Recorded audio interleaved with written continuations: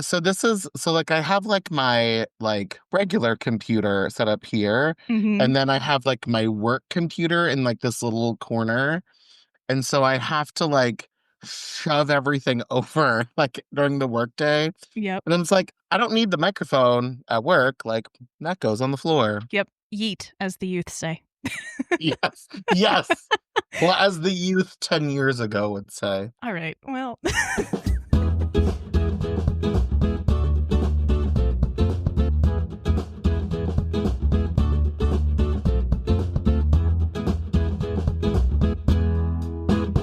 hello and welcome back to the Fic List Presents Author's Notes, an interview series where I chat with creative type people about their experiences in and relationships to fandom and fan culture.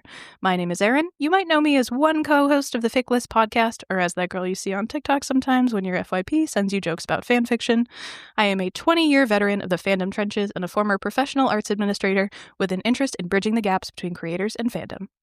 In today's episode, I am so excited to welcome the Chanteuse of Southern Maryland, drag performer, cosplayer, Watch Award-winning actor, and 4 times nominated costume designer, Demanda Martini. Hello, Demanda. How are you? Woo! Hey. Thank Woohoo. you so much. I am doing well. I am currently getting ready to go to Trek Long Island this weekend. So I paused my, well, not pause, but like the laundry's in, the ass is being washed, Nice. and we're getting ready to go. Me and my dear friend Jessica Krause, known as Jessica Krause Xena Cosplay. We're gonna be driving up on Friday. Our friends Logan Stone and Felix are going to be going up there as well. Really excited to hang out in Long Island. I've never been to Long Island for the weekend to talk about Trek nonsense. Woohoo! I've also not been to Long Island, so I hope that is fun. Like, it's always very fun to prep for a convention. It kind of feels like you're like, okay, I'm going to war. What do I need?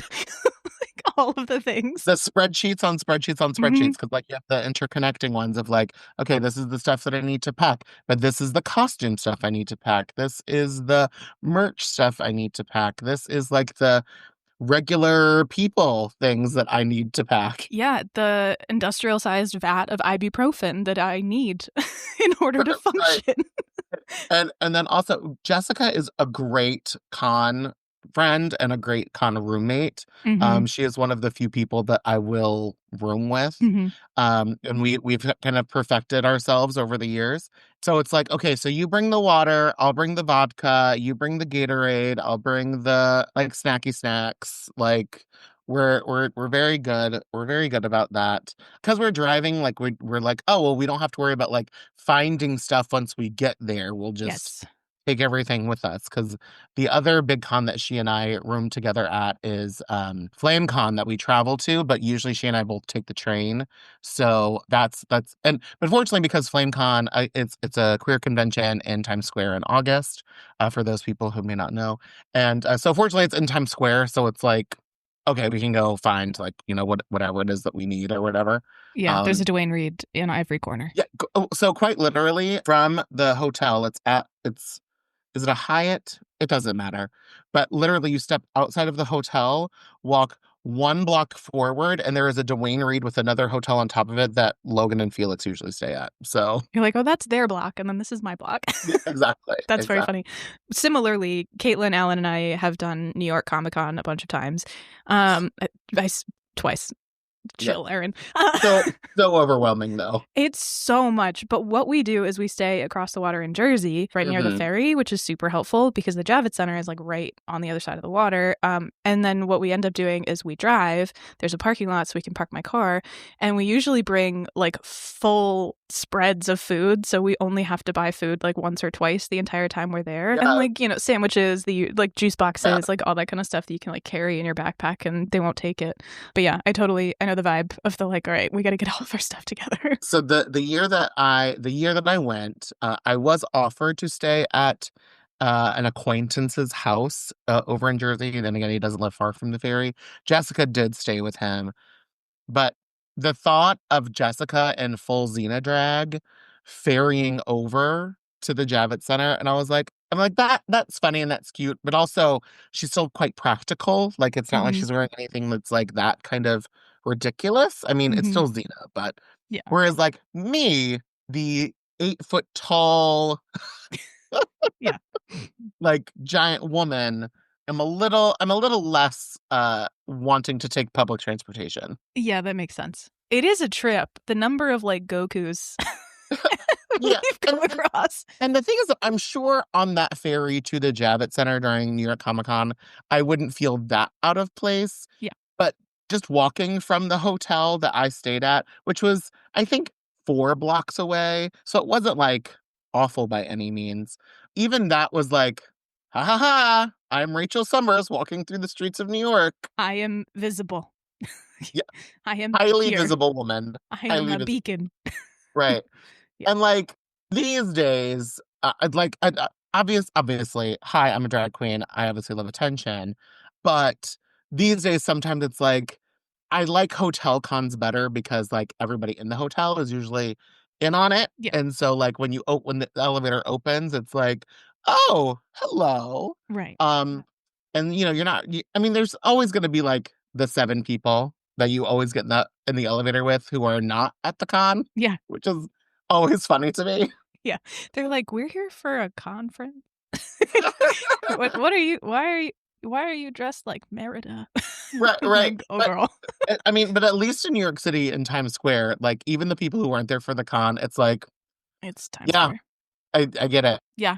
This brings me around to maybe having an opportunity for the audience to get to know you a little bit. I give you a little bit of an intro, which I 100% stole from your Instagram bio. Absolutely. But I would love to know, in your own words, who are you and what do you do? So, I am a Washington, D.C. based drag performer, cosplayer, theater performer person. And it just so happens that yesterday, which is crazy to think, but yesterday was the 7 year anniversary of me like getting started on this crazy journey that I am on. Wow. So I just ran into some friends that I'd done theater with, or a friend that I'd done theater with was hosting a cosplay competition. And I've always been a huge nerd. Hmm. I was like a casual con goer. I think I'd gone to like one or two. But and like I didn't really have like a big social media thing. Like most of my social media back then was like Facebook, and it was mostly to like post stuff about like the theater stuff that I was doing. Sure. And I had started doing my cabarets and was doing like drag at like Halloween, special events. Like, for example, my friend's ball funeral when he had to have a ball removed. That was fun. It took me a minute to figure out what that meant. I buffered for a minute and then I went, oh, that ball. Yes. He Got it. so in case you all didn't know, if there is any sort of sign or risk of testicular cancer, they will just remove a testicle and then test it. Wow. It's like a rabies test. Yeah. Yeah. That's It's like wild. so anyway, so we had a funeral for his testicle. I think that's great. I think you should do that. I rewrote the words to Whitney Houston's "We Almost Had It All" to "Didn't We All Just Lose a Ball?" I think that feels right. I don't Yeah, know your yeah, friend, but that feels right to me. yeah, yeah. Oh no, it was perfect. Great. It was the right book. But 10 anyway, out of it's 10. like that's the kind of like nonsense that I was doing. So anyway, so a theater friend was hosting this drag competition or not drag competition, cosplay competition, and I was just like, sure, I can go like hang out with like my friend, like see them, say hi. My other friends are in DC. I'm like, hey, you should come to this thing that I'm doing. Like it's whatever, whatever. But regardless, we'll get drunk at the bar and like hang out. Yeah, have fun. And then after I signed up for it, they sent me like the sheet, and I was like, oh, this is a whole pageant. There are categories. There's Hmm. a question and answer.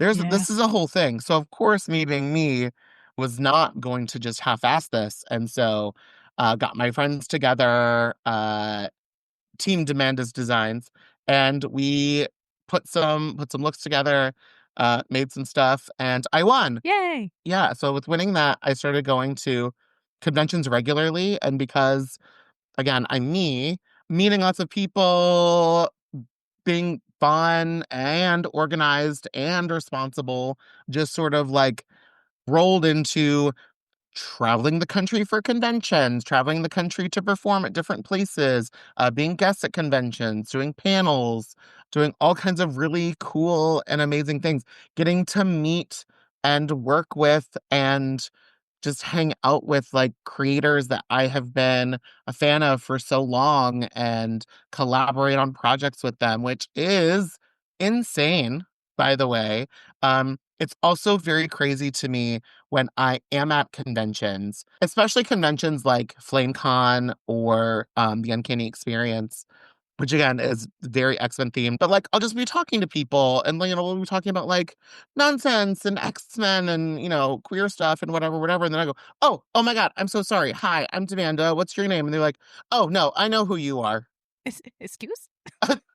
I'm sorry. And they're like, yeah. And I'm like, well, what is your name? And they'll tell me their name. And they're like, oh, my screen name is such and such. And I'm like, oh, yes, hi. Yes, of course I know you. So sorry. I'm like, obviously we have not seen each other in person. Right. Also, next time it'd be great if you like start with that. Yeah. Lead with I am your whatever mutual on Instagram or whatever for some Right. context. Right. Yeah, that's very funny. And like we have talked because I do, and I again knock on wood, I am blessed with a decent memory. Like I'm definitely a lady of a certain age these days. Um, I'm fairly good at if someone tells me their screen name, I'm like, yes, in my brain, we have had some conversations online about X like a certain, subject X. And so like I fortunately am pretty good with that. Please memory, never fail me. Yeah. It's rough. And also I do think it is helpful when people give you a little sort of like, Right. hey, this is how we know each other. Like I think that's a kindness often to be And like, and and also here's I it. think it's for me it's I'm a very visual person, so I Mm, think that's why I like spreadsheets because it's not necessarily that I remember the information on the spreadsheet, but I remember what the picture of the spreadsheet looks like, and then mhm. I can remember the words inside that picture. Yeah. I am very kinesthetic in that I remember typing the thing, Mm. which is so helpful sometimes. Where I'm like, I remember doing this thing, like physically doing it, and that is how it sticks to my brain. So, out of curiosity, I think you mentioned X-Men at the beginning of this. Yes, yes. I am very curious what your background is with regards to fandom, sort of writ large. Like, is X-Men your main fandom? Are there other fandoms that you'd name drop as like ones that you either grew up with or engage with now? Like, what is your fandom story? So, for since the audience can't see, but literally the entire background Hmm. of my room, like this whole wall behind me is just X-Men stuff. Hmm. But what people don't see, because it's on this side of on the other side of my camera, is my entire desk is covered in Wonder Woman. Oh, nice. So how fandom started, and I don't know if I've told this story a lot. Um, Exclusive. yeah, exclusive. Um, but I grew up with three brothers, and we were all very like imaginative, like play people. And my dad introduced us to Star Wars and Star Trek, which for the time period that we grew up in, obviously just makes a lot of sense. Star Wars was still coming out in the theaters when I was born. Well, so like Return of the Jedi came out. When it came out on VHS, I distinctly remember us going to the video store and renting it. And so like that was the first Star Wars movie that I remember seeing. I kind of miss video stores a little bit. Oh, girl, me too. Oh, I on a Friday night going to the video store and picking out your two movies Yeah. I wore out a Newsies tape at the superstore, whatever video superstore that was like near my house. at our local one. So there used to be a really small one near our house, because it was like 15 minutes to go to town. So like this guy opened up one like in our little area, and me and my best friend in elementary school, no, I guess we're in middle school, rented the craft so much he just gave it to Yeah. us. It's like you can just have it. You've paid more in rental fees than this VHS tape is worth. Right. Yeah. Right. But anyway, so like and then Next Generation came out when I was little, and like me and my dad would watch that. I'll get to some more Trek stuff in a minute. It's fine. But growing up, I just identified with Wonder Woman because she was kind of like the only female character, and I was Mhm. always the only girl. So me and my brothers also played a lot of GI Joe. Like that was so like I was always Princess Leia. I was always Wonder Woman. I was always Scarlet when we did GI Joes, but I also couldn't find a Scarlet figure, and so I would be Baroness and Jinx because those are the characters that we could find. Yeah. But yeah, so like I was just like always I was always the girl. And sometimes so like there's a picture of us, me and my one of my brothers and like one of our friends. And my brother is definitely being Superman because he has like a red cape. And our friend is being Green Arrow because he's doing like, like the archer pose. And I distinctly remember this picture being taken. I was probably 4 or 5. And I distinctly remember pointing my hand in a fist at the camera going, I'll let my mom think I'm Green Lantern. But then like I kind of like stuck my other hand to be like, but I'm actually holding the golden lasso of truth. Yes. You're like sneaky, sneaky. I'm like, sneaky, sneaky, I'm a girl. And but yeah, so and I think just because she was kind of the only superhero, and only female superhero that there was that they made like merch out of. She had her TV show, all of that stuff. So I just like really like clung on to Wonder Woman. Yeah. So like I wasn't even like a huge fan of her comic. I have comics of hers. I've read a lot of comics of hers. I have read like every Wikipedia online forum, like whatever about Wonder Woman. Like I have a fairly decent knowledge base of Wonder Woman. Then as we were growing up, my cousin, and this is where we're getting into like a story that I've told a few times, so I'll try to like truncate it a little bit. But my cousin was really into Marvel, and he had Marvel trading cards. It was that first series. And as I was just like flipping through them, he was like, "Oh, here, take this pile. This is like all of my duplicates. So if you see any you like, you can just have those." And the first picture, the first one that like really struck me was it's Art Adams art, and it's Kitty Pryde holding Lockheed the dragon. And I was like, who is this young ingenue holding a purple dragon? I need to know everything about her. Yeah. And he just so happened to have one issue of Excalibur, which was Excalibur number 11. It's right before the Cross Time Caper. So it's like it's the issue that's sort of like the cross or like the getting from the Inferno to the cross time caper. And so it's like kind of weird. A lot of it doesn't make sense. There's the Nazi version of Excalibur, which is super weird. But then when we got home after being in Utah, and we went to the comic book store, I went to like find whatever the issue was of Excalibur that was out at the time. And it just so happened to be Excalibur 40.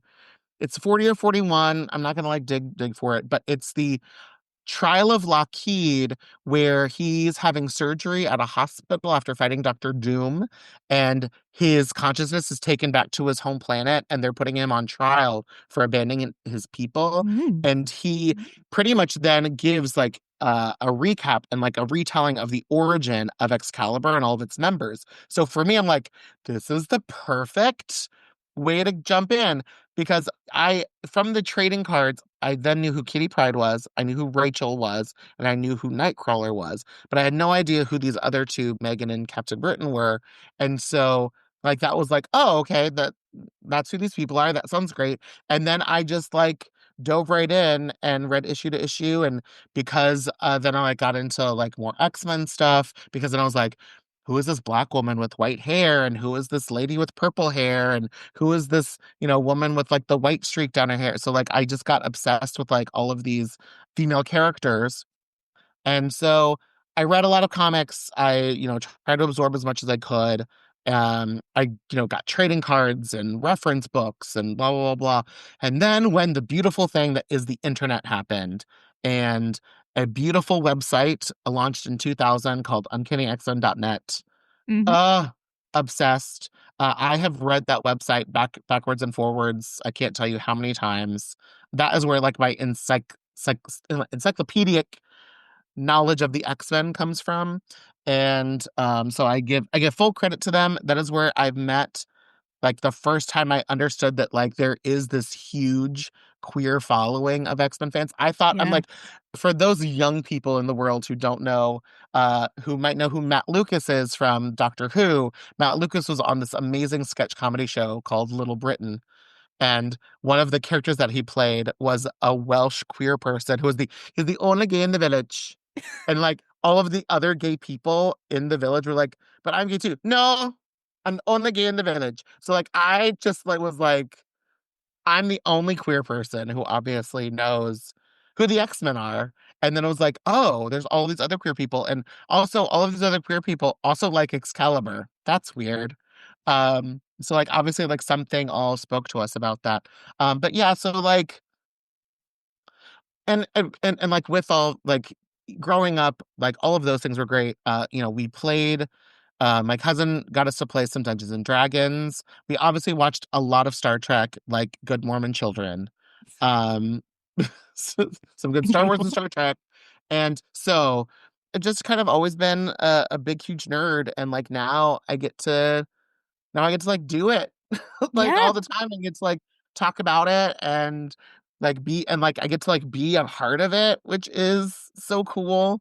Yeah. Um, That does sort of prompt me to think about the ways in which your relationship with fandom may or may not have changed over time, right? Because it's like, I think a lot of us start when we're young and we're like really obsessed with this thing, but it is sort of externalized. It's like, oh, there's this separation between me and like the X-Men or whatever it is. And then as some of us like move forward in life and do become creative professionals, it's like you might end up interacting with the people who make the thing that you were obsessed with when you were a kid. How has your relationship with fandom changed since you have become a professional performer and designer? Because I think those are kind of slightly different, maybe? I'm glad that I have a performance and theater background when Mm-hmm. interacting with fandom stuff because understanding, number one, that there's people behind all of this is Yeah. very important. And understanding that there's so many people who don't get seen or recognized as being a part of it. Because, like, being a costume designer, I feel like costumes are a very big part of the show. Because theater is a very visual medium. And so, like, having terrible costumes is a complete killer Yeah. of a show. Like, people can kind of forgive, and so also working in, like, community theater, like, Mm-hmm. people will, like, forgive if, like, the mic isn't the best because, like, you know what? Who has the money for, a $20 million sound system? Right. People can forgive, like, maybe, like, a couple of, like, set things not working well or whatever, but, like, when it comes to costumes, and this is my experience being in theater, I feel like costumes then don't get, like, the recognition afterwards because, like, costumes will give you, like, the feel of the show. Costumes can influence the lighting and the set and the choreography and because like if this is what they need to wear, this is what they need to wear. And I know that I try to work really hard with my production team to be like, okay, this person has to kick her face, I won't put her in a pencil skirt. Okay, this person has to like crawl through this space. Okay, I'm gonna like put them in something else. Like I try to work really hard, but then like typical community theaters where they like point to the sound booth and point to the orchestra and I'm like, "Hey, there's just a team of 6 of us back here changing you guys. Don't worry about it. We're We're here. cool." It's fine. I'll take And, my like, I peanuts. understand, like, that, like, Yeah. point up is supposed to be, like, for everyone The backstage broad. or Yeah. whatever, but I'm also like, Mm. "Cool." Yeah. So, like, understanding that part of it definitely helps, like, when you're talking with creative people because like for example you might just be hanging out at some place and find out that oh here's this one storyboard artist for this one animated series that you're all discussing and they're being quiet and so like you don't want to like start talking shit about stuff like that definitely like helps and also like not treating those creative people like shit Yes. because they're not for example, in X-Men 97, they're not Lenore Zan, they're not, Cal Dodd, they're, like the voice actors, who again are also all lovely. Yeah. But there's all of the other people, Right. that have worked on that show. And so like when I did my Val Cooper from X-Men 97, as soon as they announced that she was gonna be on the show and there was the one image of her, I was like, well, I know what I'm doing next con season. This is This is what's it. happening. Yeah. This is the one. And so, like, I was already, like, trying to figure out, like, where to get the suit and yada, yada, yada, and then they announced so at my home convention, which is Farpoint Convention, they announced that Cal Dodd was gonna be who's the voice of Wolverine, was gonna be one of the guests, and it was still and the con was, I think, a full month before the show premiered. So I was like, "All right, I know what we're doing. Like, I'm gonna do Val Cooper. I'm gonna do a panel about X-Men, let's like recapping the 92 series and what we hope to see in X-Men 97. And we're gonna say hi to Cal and we're gonna get a photo. Um, so like I knew that was happening. So then on Sunday, when I was Val Cooper, And I came up to his table to be like, "Oh, hey, Cal, like, can I get a picture? Whatever, whatever." And he was like, "Oh, absolutely." And like, he was like, kind of looking at me. And his wife was like, "Cal, it's Kathy's new character." And he was like, "Oh, yeah." And then Oh, and so, like, I thought about it and I was like, "Yeah, when you're a voice actor, it's like bullshit, bullshit, my line. Like, I don't really know what's going on." He yeah. probably has not seen any of the designs for the new characters. In fact, and then, like, after watching the series, I don't even think Wolverine interacts with Val Cooper. So Mm, it's like, yeah. he has, he has no idea. No context. Yeah, Yeah. he just knows that Catherine Disher, who was the voice of Jean Grey in the '92 series, is now a new character named Val Cooper in the new one. But anyway, so he had no idea who I was, which I felt maybe even better. You're like, this will be your first impression of this character. Exactly. I'm like, I Yeah, love which is that. kind of cool. Wonderful. Yeah. Um, so anyway, so then like when I was posting those pictures, obviously a lot of, because again, I'm friends with all these X-Men people, and some friends of mine are publicists for the X-Men '97 cast, and so they're resharing, which sparks the people who, other people who've worked on the show to like.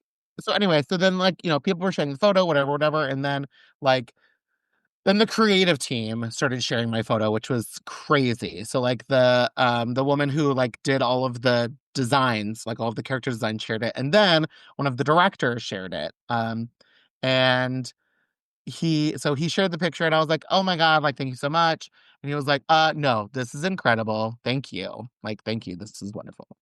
So like we kind of like chatted and like became friendly. And so then when I go to, WonderCon that year in March, and so now we're in, like, episode 3 or 4 of the show, so, like, it's, obviously, like, on its, like, climb up, and, I went to the X-Men panel, obviously dressed as Val Cooper, and this guy ran up to me and he was like, "Oh my God, demand a martini." And I was like, "Oh, hi, hi, do we know each other? Hi, I'm Demand." And he was like, "No, I'm Sean. I'm one of the producers of the show. And I have to say that we share your picture as Val Cooper in our Slack all of the time. Like you've become like a meme for us." And I'm like, "First of all, shut up. That's I love that." Yeah. To your earlier point, it is sort of fun and interesting to like one acknowledge that there is like such a depth of talent behind the sort of finished product that you get your hands on, Mhm. right? Like inevitably some other like menagerie of nerds is responsible for pulling together the thing that you love as a nerd. But Right, then also like recognizing that people like the creatives who are behind things also have just like regular lives and they go about their right, day sort of in their Clark Kent garb doing their thing. And there are so many ways for people who are of a creative bent to like not have to be famous if they don't want to, but still be creative. right, It was one of the things that was important to me about this podcast, actually, this podcast series, was not just talking to people whose face you already knew, because right, it was like the people who make the thing from a more practical perspective, be they, designers. I specifically wanted to talk to designers and even like stage managers in my life and things like that, company managers, producers, like people who even maybe don't have hands on of the making process, inevitably have a fandom journey because right, we're in it because we love it. So it's like very interesting to be like, you can kind of go from loving the thing to like meeting the people and having friendly conversations and sort of becoming part of the sort of universe of right. creation in that way. And again, I think it's just also important, and I try to sort of re-recognize that every time I like get on a tangent and like start talking about like these cool people that I'm like, "Oh my God, I just can't believe that like I talked to them or whatever." But then like, no, no, these are regular, everyday, normal people who also sometimes don't make good decisions in Yeah, their true. lives. So then it can be tricky to support something that maybe you don't support, like the person, or, when also you get a little too far in with some people and like you overhear stuff and you're like, "I don't want to know this. I don't want to be like a part of this." Like getting sucked into like the drama of it all. Mm, I try very hard to not be sucked into like drama. I said a very long time ago, I do not argue with people on the internet. The smart. internet is not a way to like persuade people. Like it's just not, it just doesn't work. Yeah. Like, for better or worse, The internet can be where nuance goes to die. I think that yes, can be a real problem. And I also kind of have a philosophy of I try very hard to be quote unquote good representation and be like a good person for people to be like, oh, this is someone who is from this marginalized community and I love and support this person. So hopefully that will then translate into that person then having love and empathy for all of the other people in the marginalized community. And sometimes it works, sometimes it does not. And I have come to realize that, especially in today's world. Um, Mm-hmm. and so, I just try to do my best. I don't like to say that I play it safe, but there are definitely times when I am definitely like, I don't get involved, so I'm gonna play it a little safe. Like I'm not gonna fight with people on the internet. People have said that like, oh well, that's really fake. And I'm like, it's not fake, it's being a professional. Yeah, I think there's so much there, and like I totally understand the impulse and the responsibility, right? Of like I have a platform, therefore I have to like offer something of value. I need to be good representation. I need to like I want to stand by my values publicly. Like that I think that's a noble quest. I think we also live in a world where again, it's the internet is where nuance goes to die, and you can really wholeheartedly hold conflict in your heart about things, but once you've put an opinion on the internet, it gets reduced to its most simplistic, overly simplistic version of what you said. Right. And often that's what people run with because you have 160 characters to like to I don't know, like flame someone or whatever. And Right. so not engaging, I do think I am also very much a person who like unless it is something that I feel so strongly about and like will if it's a hill I'll die on, I'll say it and then it'll be like this is my opinion. Like I'm not taking notes on that opinion because it's something Right. that I believe firmly. But like Right. most of the time if it's sort of like I try not to bash people, I try not to like hold strong opinions publicly if I haven't really thought it through. Similarly Right. to how you were talking about where it's like I don't like a bandwagon. I really don't like when fandom turns on stuff on a dime because I'm like Right. what's happening here? Um Right. Anyway, so like when dealing with like creators, I never want to state controversial opinions. mhm. So I try to stay out of like the discourse about Mm, certain topics within like my fandoms. But at the same time, like I feel like if people are my friends, then I mean I make my opinions known to like my friends, to like again, like the group chats, to the people that I know that we're all sharing our opinions. And listen, not all of my friends agree with me, and that's totally fine. Because also at the end of the day, when it comes to like I say, in big quotes, the discourse mhm. about fandom, we're all going to be in different places. We all know different things. We're all going to be somewhere else. And at the end of the day, it's also none of my business. There you go. Yeah. Yeah, yeah, yeah. But again, it You're not is wrong. strange Yeah. when it gets to be that level. And it is also, I think it also, you can see getting to know some of the people who are involved and how they're sort of like personally in it, or I should say not personally, but like professionally involved in like the quote unquote discourse. You can see like this strain that it puts on them to be like, what am I allowed to say? What am I not allowed to say? Do I Mhm. just ignore it and move on? Or do I have to foot stomp and this is my opinion? Like, Yeah. do I have to say something about it? Yeah, like it's so weird. I think we live in a very weird time interpersonally, socially, where it's like the melding of online and personal has become functionally, a Venn diagram that is a circle, right? And I think you and I both come from an era of fandom, or like we're born into an era of fandom where there was a separateness to like your online life and your personal life that just doesn't exist in the current day and age anymore. Like it was a real consideration, like for real, when we started making this podcast, that I was like, I'm gonna put my face to this, which is not a thing that like baby Aaron ever would have wanted to do. And frankly, adult Aaron still has concerns about. Right. Right. And Like yeah, and so yeah, navigating that is tough. the negative side of the social media is, especially in the recent years, I am a big advocate for Drag Story Hour, and I have done less, but there's also just like less opportunities for them these Mhm. days. Surprise. Mm. But yeah, did I have the Proud Boys show up to an event and chase me down to my car? Have I had other protesters show up? Have I been served a cease and desist? Have I been tracked down on the internet and told to kill myself? Have I been, all of those things? And so then I have to like rethink about like, do I really want to share this picture of me and my 14-year-old niece? Yeah. Do I want to share this picture of me and my mom? Mhm. All that kind of stuff. And so like I changed my name on Facebook so that way like it's not like my name anymore.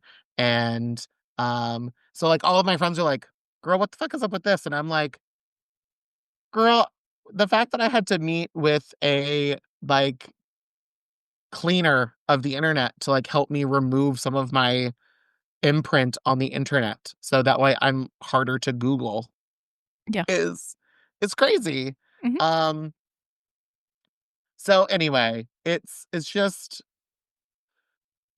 Yeah. it's crazy. And again, to get back to like entertainment stuff, like it's weird to remember that at the end of the day, everybody's people and everybody's just out here trying to have a good time. And when it comes to like fandom and conventions and TV shows and all of those things, it's like they're there because they love it and they want to have a good time. And we're here because we enjoy it and we want to have a good time. So, no, I don't want to like discuss other things. I do, I say that and also say, should we also still critique the media that we love? Absolutely. Yes, Criticism without a is doubt. still very valid, and I'm not saying that we shouldn't critique it for sure. Um, but we should be very wary of how we critique things and not like barrage and DM creators so that way they feel threatened and need to leave social media. To sort of loop it back around, I do think about this a lot in terms of drag. Like, I feel like we can sort of obviously the trans community has been recipients of a lot of violence for generations. This is not a new thing to target folks who are gender nonconforming, unfortunately. I do think that there seems to me, at least, to be some connection in sort of the visibility of the drag community coinciding with some of the national discourse around drag and shows like RuPaul's Drag Race and like the increase in positive fandom around drag ending up sort of like correlating with this more sort of like vitriolic relationship in the public square. I think because there were a fair number of people who just had either forgotten or didn't know that it was still a thing that like drag queens exist or anything like that. So like they would see RuPaul or they would see those shows and like all of a sudden now they have a target. Has that been your experience? Has that been like, has the RuPaul, like the drag shows of it all, like that increased visibility had that kind of effect on a more local scene in your experience? Or is that like a misread of the situation? Because I'll admit, I'm not super familiar with the local drag scene around here. I am an outsider. So I'm curious as somebody who doesn't really know. So it's a little so like the effect of RuPaul on like local drag, it's really the like eating itself. Like it's Hmm. not so much like the outside attacking us. The outside is still attacking us. Don't Right. get me But wrong. that's not new, is what you're saying. Yeah. But like I think the discourse of drag equals trans, which is because obviously like drag bans and drag Hmm. story hour, it is a very non-thinly veiled attack on trans people, for Absolutely. sure. Yeah. Like absolutely. And not all drag performers are trans, but I would say most drag performers that I know, especially locally, we're all definitely just like queer people. Like we Hmm. are gender non-conforming people. I find it very weird if any of those people were to or honestly any like cosplay friends at this point. Like if any of those people were to use masculine pronouns or try to use like my legal name, I would feel absolutely sick to my stomach. Hmm. Yeah. Like, 'cause I'm like, no, absolutely not. And we're all on a journey. We're all on a gender journey, and I am definitely in the midst of mine.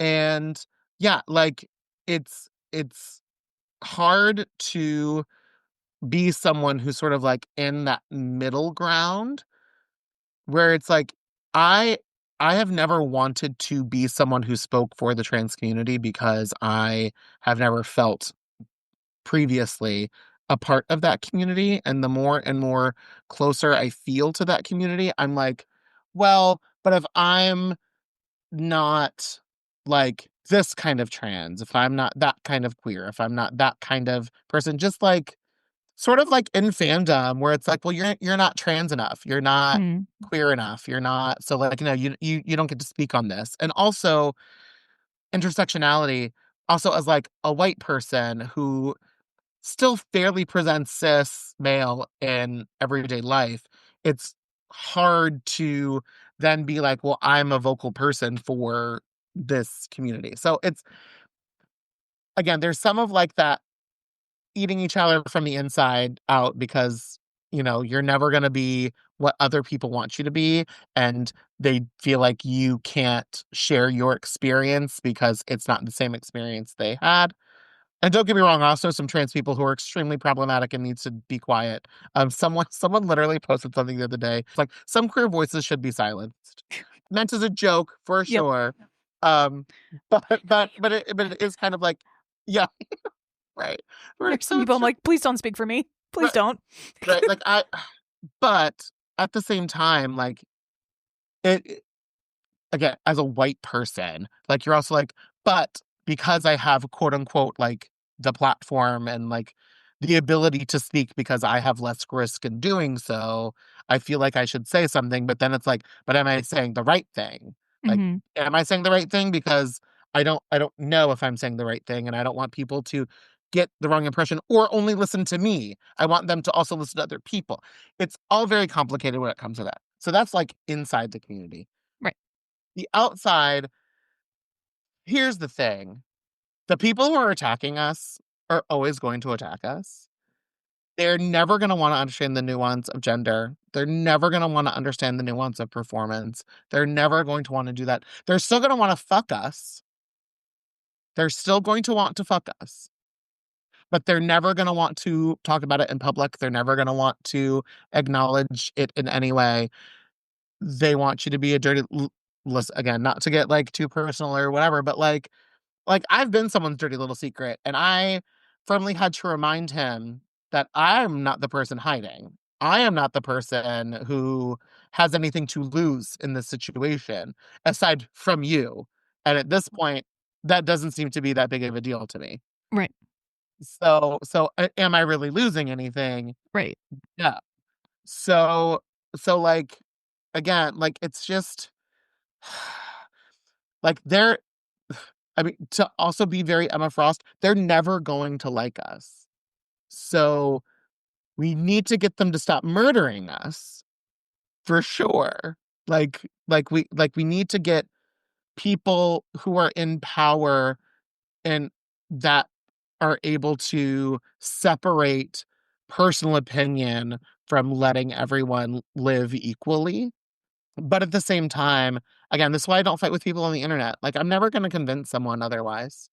Right. I'm never like, even if we were yelling at each other in person, guess what? I am someone that if you start yelling at me, my brain shuts off. Hmm. Like me personally, once you start yelling at me, I am 100% done listening to you. Like there's nothing about what you have to say now that I want to hear. And I know that I get very loud and very mean and ugly as well, which is what I work on a lot. So I know that, and like, so if I know that I do that, I shut down. Why is someone going to listen to me when I'm going to be loud and yelling at them? Hmm. So like, it's anyway.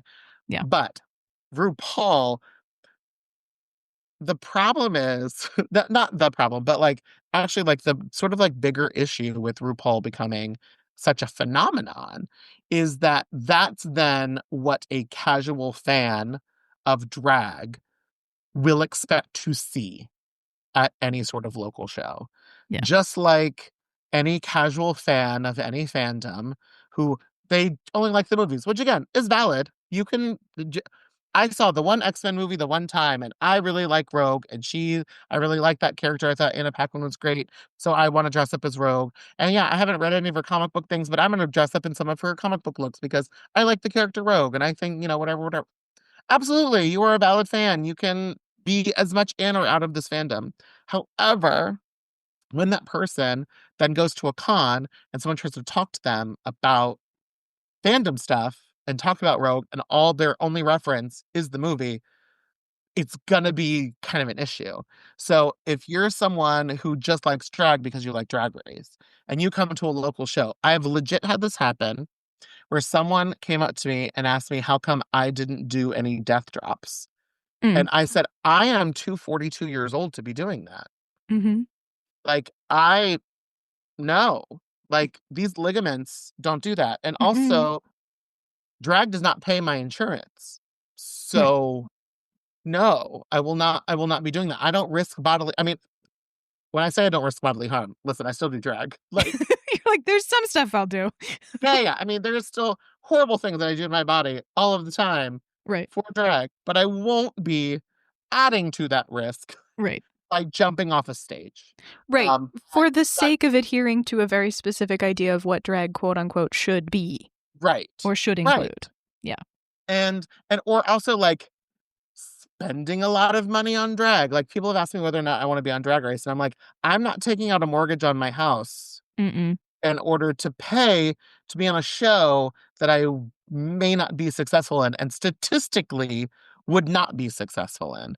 And being where I am and the experience that I've had and meeting people who have been on the show and have not had good experiences, and some people who have had good experiences, both will still tell you, girl, you take the good, you take the bad. That's the facts of life. Like, Right. it just does not sound appealing to me. But again, people expect that. Mm-hmm. They want to see what is hot, what is trendy. Like this is what this should look like. Just like there's the trends in movies, like any good movie has to look like this, and like you have to have like this kind of cinematography. I mean, when Matrix came out, now everybody's got to be on wires. People got to do backflips. Like Yeah. it's whatever is like the hottest trend. The like right now, the stoned wigs, the snatched up ponytails, the bodysuits with the like hip chains, Mm-hmm. um, any kind of cutouts that you can possibly think of. Like all of that stuff is like all like that is 100% on trend. And I'm not saying that the girls who do keep up with that, good for you. You look great. I love that for you. That is not my drag. And that is okay. And if people don't like my drag, that is also okay. I also always say when you're out at a club and you see the performers and you like what you see, give them $1. If you don't like what you see, give them $5 so they can buy better drag. So like just give me more money. Yeah. That's There you fine. go. What you're talking about also reminds me a lot about the conversation being had with TTRPGs. And like, obviously, we all love Dimension 20, we love Critical Role, like stuff like that. But it has really changed the way that people interact with D&D and other TTRPGs, where it's like they expect a DM to be Brennan Lee Mulligan or Matt Mercer. And it's like, no, babe, like, this is your friend at your dining room table telling you a story. And like, that doesn't make it bad. I think one of the things that I talk about a lot on this podcast, and one of the things that really concerns me, is the like hyper commercialization of all fandom things.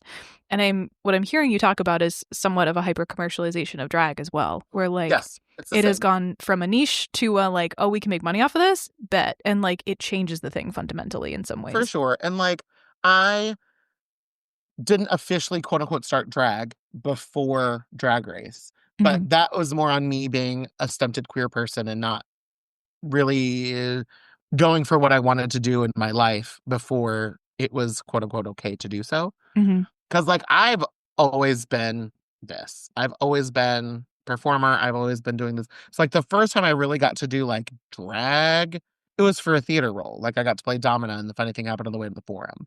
So like that was like the first time I got to be like drag. Mm-hmm. Like this is what we're doing. Like we're doing the whole shebang. And because it was a theatrical role, like, oh, that's okay because like it's for theater. It's for, it's for art. It's not just for, performing at a nightclub or whatever. But I'd always been a fan of drag. I remember in college going to see my very first drag show at Axis in Salt Lake City. And I got to tell this story to Deborah Cox's face when I saw her in The Wiz. Mm-hmm. The first drag show I ever saw, it was during Pride, and the drag queen was performing to Deborah Cox's Nobody's Supposed to Be Here, the Slow to Fast remix, where she had the reveal at the beat drop and the spinning and the lights and the sequins of the thing. And I was like, this, this is what, This is it. yes, this is what I want. This is it. This. And at the time, like Hedwig, the movie had just come out. So like Mm-hmm. I was like, and I'm like, oh, well, if it's Hedwig and it's theater, then like somehow quote unquote made it better for me in my head that I can then do it. But no, I had always been like wanting to perform and to do it. And so it just sort of like so then I played Edna in Hairspray, and from that is how then I got like that my cabaret started. And so then I was like, oh, now I get to do drag more. I've been Mm-hmm. doing drag for a long time, Right. but Drag Race had already like been on. So people were like, oh, well, you started because of Drag Race. No, I was already like Yeah.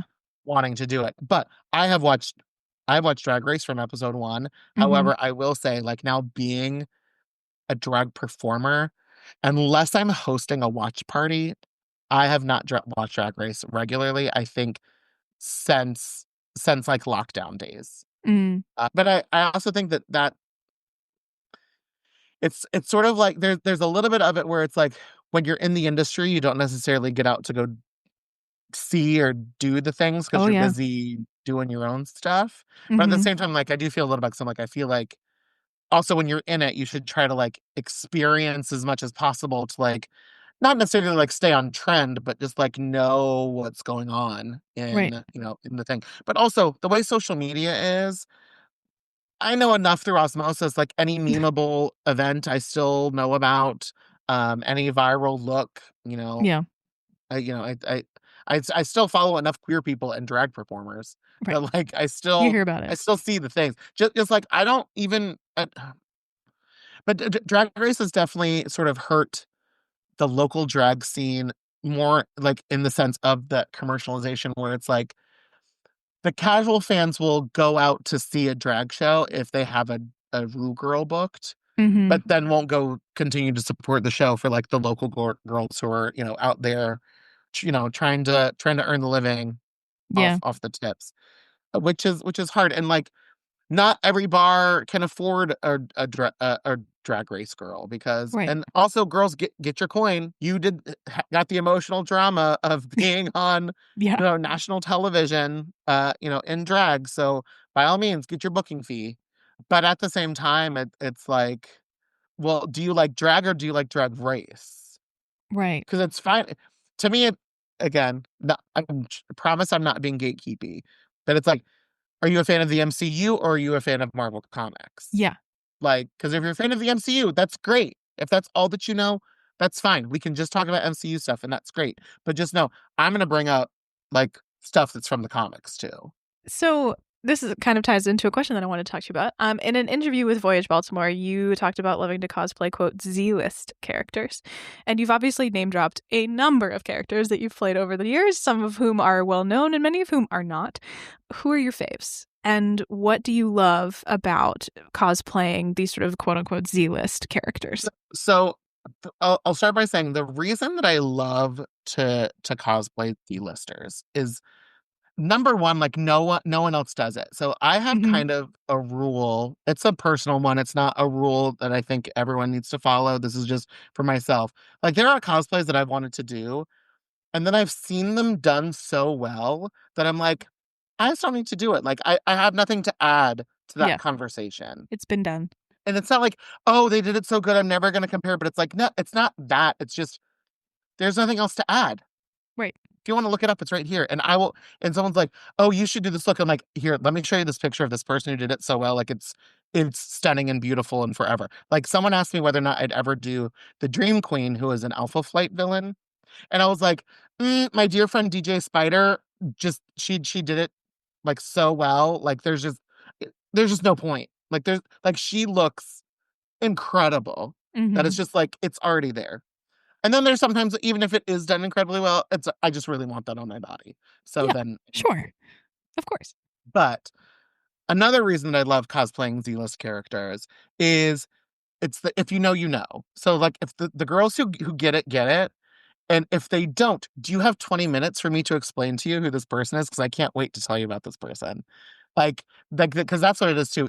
One of the first cons I got to go to after I won that cosplay competition was Blurred Con back in 2018. And Mm-hmm. one of the characters that I dressed up as was Scatterbrain, who is a Mm. member of the TechNet, an Excalibur villain team. And Scatterbrain has yellow skin, bright green hair. Her legs, her pants are an ombre from red to yellow. Mm. And so I had to hand dye 3 layers of tights Oh in boy. order to like Mm-hmm. get it to be the perfect ombre. It was immaculate. The Yeah. tights were at least. The rest of the look, she needs an upgrade. But You're like um those tights. only 3 people knew who I was. Mm-hmm. But those 3 people lived their fucking life. Yes. They were like, I have never dreamed that I'd ever see a scatterbrain in my Mm-hmm. lifetime. And I'm like, well, you're welcome.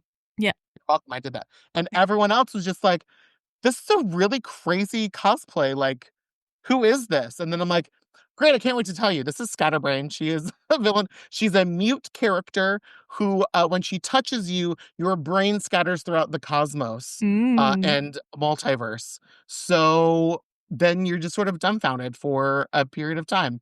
And she doesn't eat. She feeds off raw emotion. So when you're really angry, she'll want to touch you to like absorb the energy or whatever. But then, of course, when you're mad, guess who doesn't want to be touched when they're mad? Right. Everyone. Any person. Right. It's it's such a bizarre like thing. Also, fun fact about Scatterbrain. So she was originally created by Alan Moore when he was writing the Captain Britain series Mm-hmm. back in the 80s. And because at the time Marvel held the license for Doctor Who comic books, Scatterbrain is also from the home planet of the Doctor. Oh. Well, that's fun. Yes. So technically they could be related. Right. So again, like I can just like talk about Scatterbrain. One of my absolute favorite characters of all time. Her name is Tangerine. So Mm-hmm. if you haven't seen a theme, again, Excalibur is my jam. Mm-hmm. They're an offshoot of X-Men. I, again, read issue to issue for the majority of its publication and then got all the back issues. So Tangerine appeared in 2 issues back in 1993. I want to say it's like, uh, is it 57 and 58 maybe? No, probably later than that, maybe like 65. Anyway, Rachel decides that she needs to go back to the Days of Future Past timeline, which is where she is from, in order to right the wrongs of that planet. So she tries to go back there, and with the help of Widget, these things don't matter. Anyway, they get back to Days of Future Past, and Tangerine is a member of the current team of Excalibur that is in the future. Mm-hmm. And she is just this young woman. Alan Davis, who is the writer and artist of that series at that time, he was also like the original artist on the book when it was written by Chris Claremont. Mm-hmm. His designs are so clean and they're it's like color blocking. Like everything about it, it's like he definitely has a thing about like you get 3 colors and these are the 3 colors and then sometimes you get like a surprise 4th color that's like just like one piece of your costume. Mm-hmm. But Tangerine is this young woman and her costume is so striking. So it's a black bodysuit with an orange undersuit where it's like orange sleeves and then orange bell-bottom pants for Ooh. no reason. It's super fun. She has this giant sort of like chest piece that's like big shoulder blades. So it's kind of like this armor piece that's like rounded. Mm-hmm. Yellow gloves, a giant orange afro. Ooh. And she's like little because she's like a young woman. So she's like Mm-hmm. little. And then she has these big giant green round glasses that are like opaque. Mm-hmm. So it's just like lips, little nose, and like these big giant glasses on top of this afro. Mm-hmm. Whatever it was just about her design, it was just like, who is she though? Mm-hmm. Like so there's a thing that we say in the drag community, like when we see like a new girl, like a new Mm-hmm. performer, like, oh, who is she though? Does she do shows? So like that, like my little like baby queer self was like, "Ooh, who is she though?" And she has empathic powers, and in the Mm. story, you find out that her empathic powers also translate to a bit of psychometry, which is like the feeling, like the history of a room. And for her, it's not just like seeing the images; it's feeling the emotional like history of a room. Mm. And the opening of the second issue that she's in, she's retelling the story of all of their friends getting massacred by the Sentinels because they go back to their base and they find out that it's empty because it was attacked by the Sentinels. And so her reliving the emotional energy of the room of Mm. all of their friends dying Oh. was, I mean, very emotional for me as again, it was 1993, so I was like 11 Mm-hmm. like reading this book. But yeah, I love her. I can't explain it further than that. But I she was the second, third. She was the third cosplay that I ever did. Mm-hmm.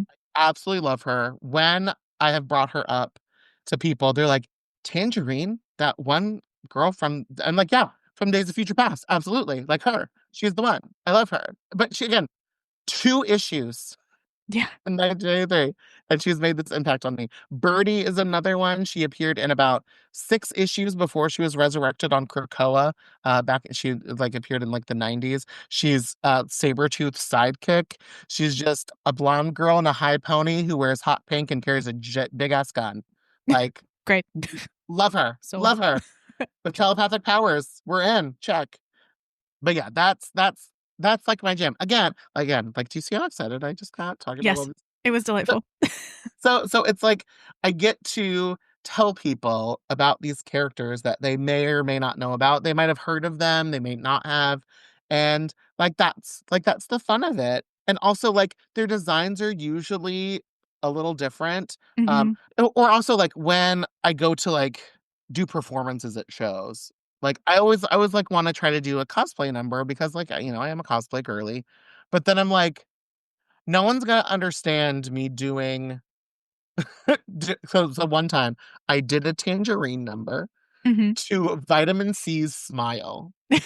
So it's already this one hit wonder from like 1999. Mm-hmm. Me dressed in this very weird 70s s costume, which is still very 90s because fashion is Yeah. cyclical. Cyclical. And I made $4 whole. The audience was so confused. And so I made a TikTok of me after my number. I came upstairs and like I just looked so defeated. My friend who was upstairs, her name's Tippa Buckley, such a good drag name. Tippa was like, no, no, no, go back down and like pulled her phone out and filmed me. And I just went, and so like I made this TikTok and it's of the voice of Jinx Monsoon going, well, I guess I'm just gonna get an energy drink and try again. Yeah. That's the And energy.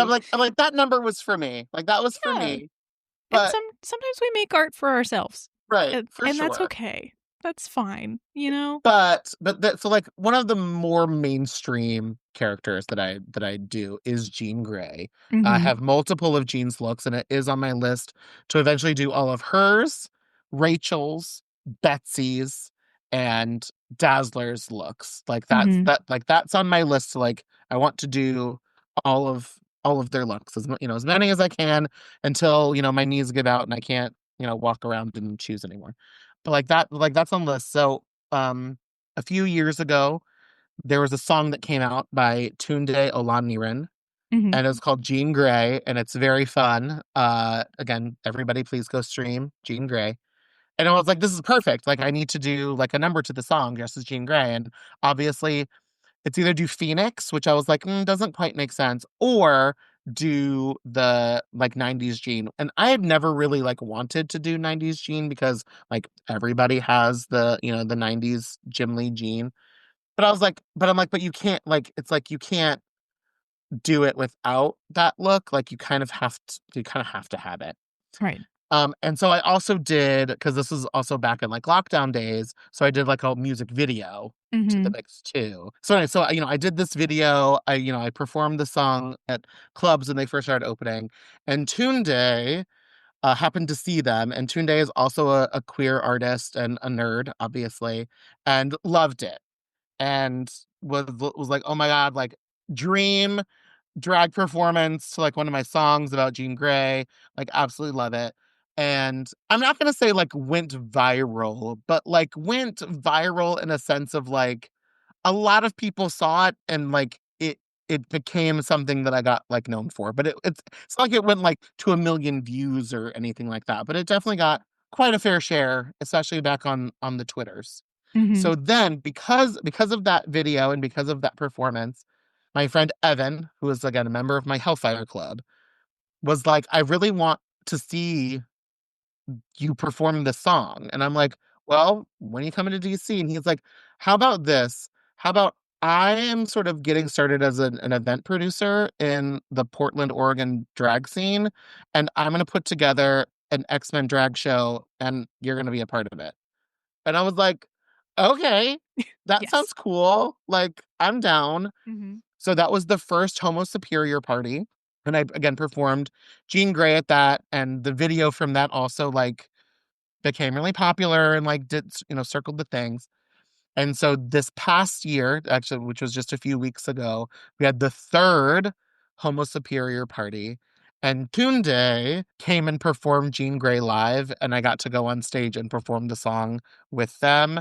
And Yay. it was seriously one of the coolest things that I've gotten to do. And when I told Tunde that story of like, this song is one of the reasons that this party even happens. Hmm. Like this is like such a weird circle of stuff that like you wrote the song, you put it out. I was like, I need to perform this song, and Evan was like, well, I need to see it, so I'm just gonna make a show and Right. fly Demanda out, and now here we are performing it together, and it's so awesome.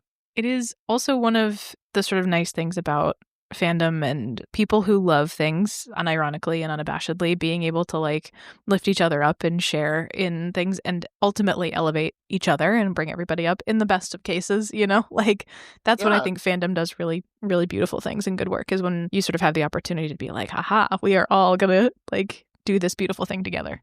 right. It's like I love performing cosplay numbers at conventions Hmm. because again, the girls who get it, and I may not make a lot of money, necessarily doing those things. Again, like Hmm. the pay is minimal to appear at the con because obviously they've got to pay for bigger and better things. And the tips are, decent, but there's nothing cooler than having a crowd of 2,000 people scream at your Mon Mothma number while you're doing Last Dance by Donna Summer. Unbelievable. That sounds incredible. Well, this whole conversation has been incredibly delightful. Yes. I don't know if you can see into my house, but it's dark now. So, like, you can't tell Didn't turn the light on, which light. I should have. I should have turned the overhead light on before we started, and I didn't. Now I'm just sitting in the dark. I know. I literally was like in the middle of talking. I was like, oh, it's dark there. It's very dark, which is probably a sign that, like, as fun as this is, we should Right. probably wrap it up. My favorite question of the entire script that I send to everybody is the question of, is there anything you wish fans better understood about being a creator, either from your perspective as a designer or somebody who interfaces with creators somewhat regularly? And is there anything you wish creators better understood about fandom and fan culture? Because I think this is the crux of the conversation that I'm trying to have through this podcast, right? Is like we are all simultaneously fans and creators or could be. So, what are the things that inform each other? Is my question. I think at the end of the day, and it's something that I'd mentioned before, but at the end of the day, we are all just people, Mm-hmm. and we are all just fans. Mm-hmm. And I think for me, what helped me more realize that is any of the conversations that I've gotten to have with any sort of convention guest. And then especially with being instead of like removed, I am like too removed from like the X-Men 97 Mm-hmm. creators. So it's like I know them. They all kind of know who I am as they may not necessarily know my name. Some of them do, but they may not know my name, but they oh, you're the the drag performer who's, friends with all the X-Men people and, stuff. Right. But being like, again, Kevin Bacon degrees of separation from people, like realizing that, these are just people who have jobs, have families, Mm-hmm. have, kids, and need to get them to soccer practice and whatever, but they get the really cool job of like also creating the show that millions of people get to watch. And also, like, again, being like going to WonderCon really also kind of opened my eyes to, yeah, some of these cosplayers are also like writers on TV shows and costumers on TV shows and or movies or whatever, or production assistants, or scenic painters, or like whatever, because they all live in LA, so like everybody in some way works for Hollywood.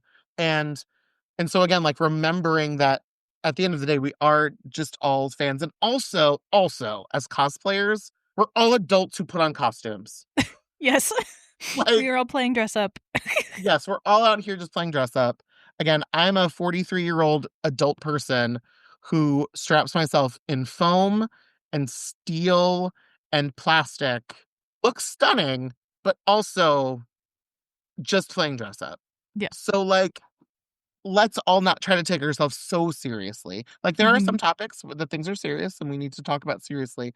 But at the end of the day, it's not that deep. And I will say it again, it's just none of my business. And with that, where can the people find you? So you can find me across most social media at Demanda Martini. That's DMANDAMARTINI. For the most part, Instagram, everything else is really kind of like reposted from Instagram. Mm-hmm. Every so often, I do get like a wild, crazy thought and will like post something like on Threads or Blue Sky that's like a random thought. That is Mm-hmm. one thing that I miss about Twitter. Like, because every so often when I had like a random thought, like that was like the thing that went viral. And like, no one liked my costume that I like worked so hard and like Yeah. did. But like this one random thought about Gatecrasher from the TechNet, like that's the thing that gets, 8,000 likes and Inevitably. Um, to this crazy. day, the TikTok that has the most views on our account is a really dumb thing that I filmed of like a fan fiction that had gone away, and it was just me going, "Look at the Barnes and no, where did it go?" Like, why does that have 1 million views? Why? Right, right. Yeah, you can find me there on social media. As far as events, I mean, if we're still in June, it's Pride Month. I'm Mm-hmm. everywhere. I have my Pride schedule posted on my social media, on my Instagram. But coming up, I will be at the Uncanny Experience. I will be premiering only two, maybe more new cosplays. No, three. Who's Three. to say? Also, who's to say? Things change all the time. It's one of the reasons that like Dylan and Chandler and Chris, the guys who run that, Mm-hmm. it's why they like don't necessarily like put me in stone anymore as a character, because they're like, you could get a wild idea and like just completely change your mind, because I did last year. Um That like 3 a.m. the night before Con Crunch is like super real. I mean, I'm definitely not like that kind of girl, but like a month before, all of a sudden this character will come into my consciousness. I'm like, but wait, her though. Mm-hmm. So, quick story about Uncanny. What happened is they booked me to be Vertigo for the weekend. And then a friend was doing an Alpha Flight panel and was like, hey, can I get Demanda to be Aurora? And they're like, oh, yeah, that's fine. She can come as Aurora in the morning and then she can change to be in the villain thing, on Sunday afternoon back as Vertigo. And I'm like, that's totally fine. I can 100% do that. That's not a big deal. Mm-hmm. I'm like, that's two Zentai suits. Easy. Then a friend, a mutual on the Instagram was like, "Have you ever considered doing Mother Righteous?" And if I don't know, if you know who Mother Righteous is, but she's all magic and whatever, and her whole gimmick is when she does a magic favor for you, and you say, "Thank you, Mother Righteous," she then steals your soul and puts it in a bubble, and then she can like make you do whatever she wants. What a queen. Yeah, exactly. Love that. Yeah. This guy was like, you should do Mother Righteous to this song by Florence and the Machine called Spectrum, because the song is Say My Name. Say my name. Mm-hmm. Yep. And so I also had a friend record some Mother Righteous dialogue. So at the end of the number, and also when she steals your soul, she puts in like this little glowing bubble that's chained to her back that just like floats behind her. Mm-hmm. So at the end of the number, I finish the song and I say, now what do we say? And the whole audience went, thank you, Mother Righteous. And I ripped off this thing that we put on this blanket that we put on the stage, and just all of these lit up balloons Ooh. came up. And I was like, that's what I want. And I'm like, this number will only work at the Uncanny Experience. Like, Yeah. I can't do this at a bar in DC. No context. Like, it Yeah. will not make You any need sense. people who know. Right. And I was like, so I know you guys wanted me to be Vertigo, but I'd have to paint myself red. Mm-hmm. Would you be okay with me on Friday doing Mother Righteous? And they were like, oh yeah.